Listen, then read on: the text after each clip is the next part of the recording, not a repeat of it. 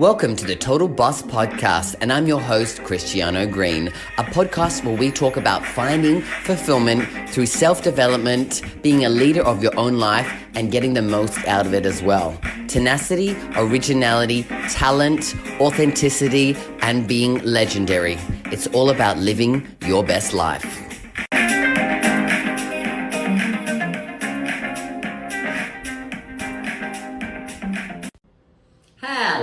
Hello, all you total bosses out there, and welcome to another episode of the Total Boss Podcast. I'm your host, Christiano Green, and I'm a mindset and relationship coach for gay men. So this week on the podcast, I wanted to talk about a topic that I get lots of questions about. I get lots of people asking me or sharing with me about the kind of relationship that they're in. They want to know, is this normal?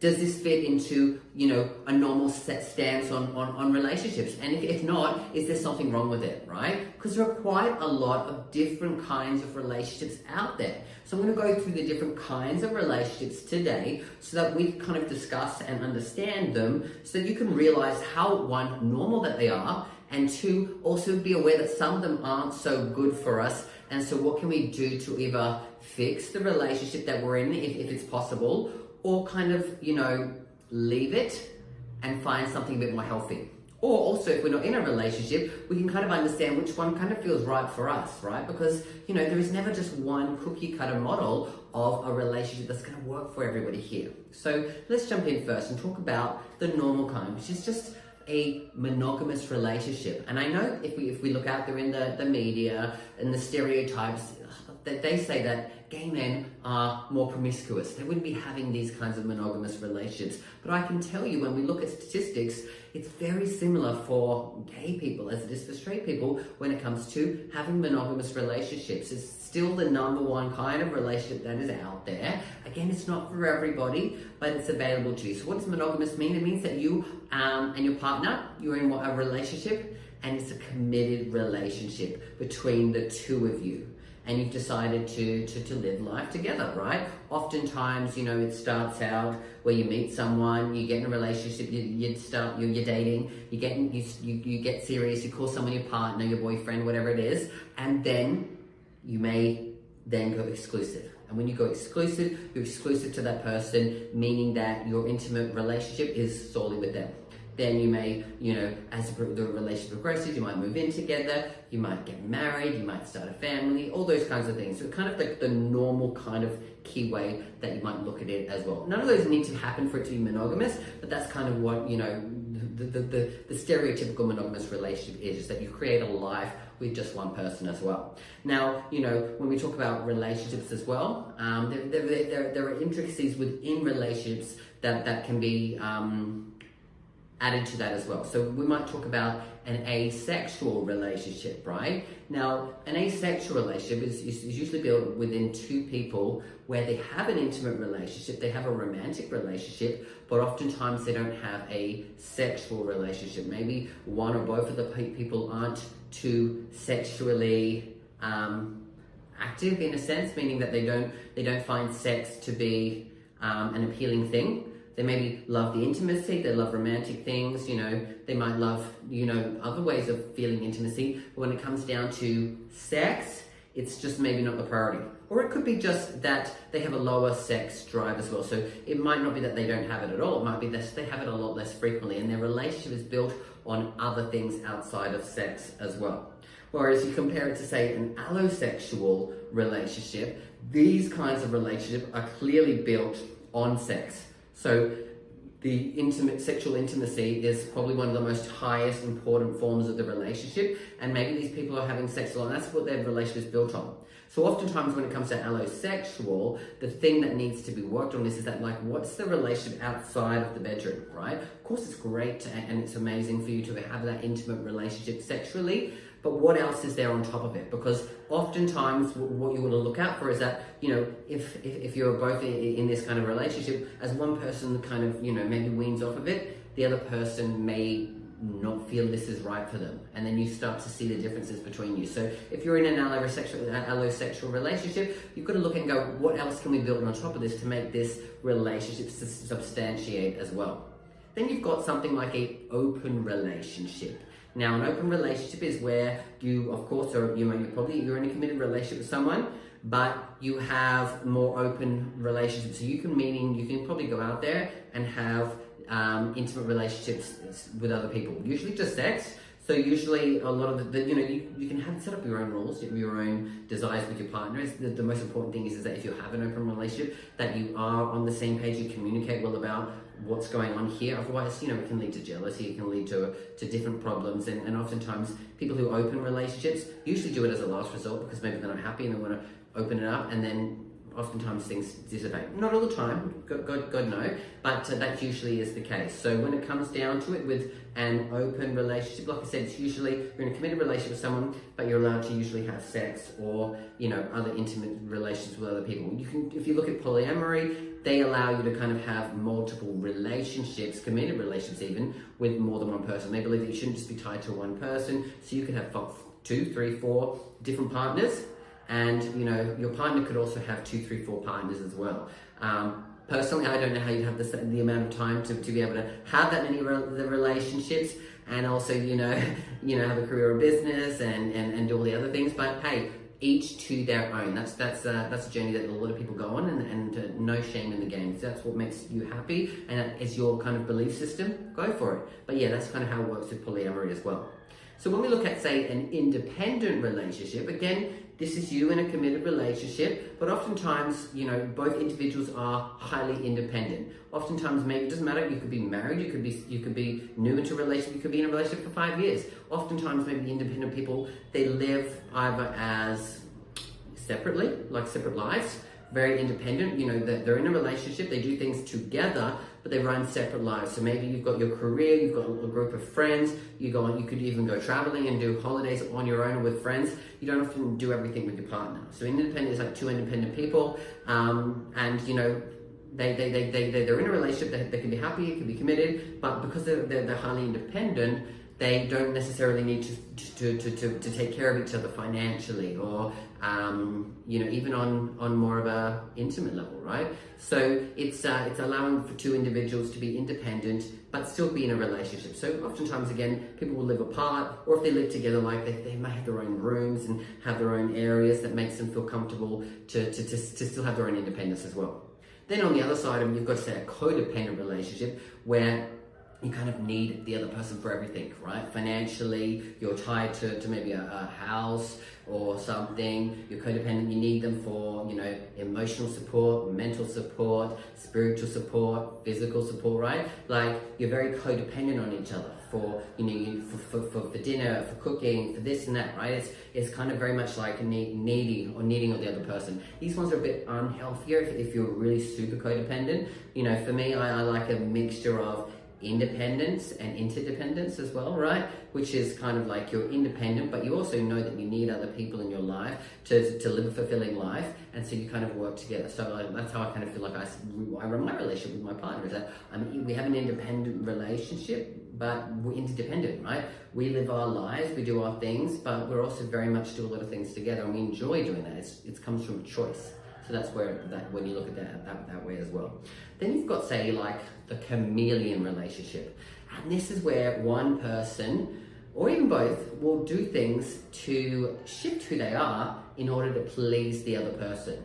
So this is more like a people pleaser person. So you're going to change into someone else because you want to make someone else happy. Maybe because your desire for love is really high. Your desire, makes you be needy and makes you want to shift and change who you are. But then again, the problems there lie to how authentic is that making you feel? How much of yourself are you losing in this relationship? Because oftentimes, if you're trying to shift, you can't pretend to be someone else for too long, right? Things will come out and things will come to the forefront, and maybe what will happen is you'll realize that maybe you're not as connected as possible. This charade can go up for years and years and years, but like oftentimes it doesn't usually last and lead to a very fulfilling relationship because you don't feel love for who you are. You might feel love, but it might be for someone that you're trying to be in order to get this person there.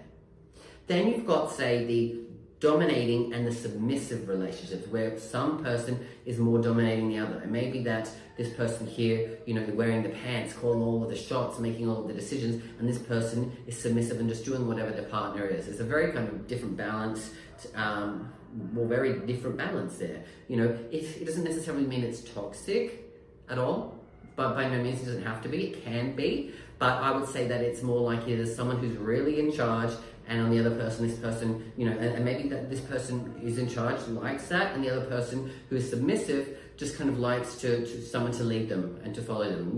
There's a lot of relationships that work like that as well. So that's kind of what it is when you've got a dominatrix and a submissive person. It doesn't necessarily always rely on the sexual things. It can be in that way, but it doesn't have to be. It can be more of just someone who likes to be more in charge and take charge and make decisions, who's decisive, and someone who's a little bit more like indecisive, is a bit more go with the flow, could be like that as well. So that's kind of that one as well. Then you look at the next one, which is more of a highly toxic relationship, which could be that like I said, that one before, but usually what it is like there's a high level of control and manipulation on one side, like a little bit of gaslighting, a lot of, maybe like I said, manipulation within that relationship, and it can cause for a very big imbalance, and one person very controlling and the other person very much just like feeling stuck here, but like their self-esteem, their self-worth, their self-confidence is probably being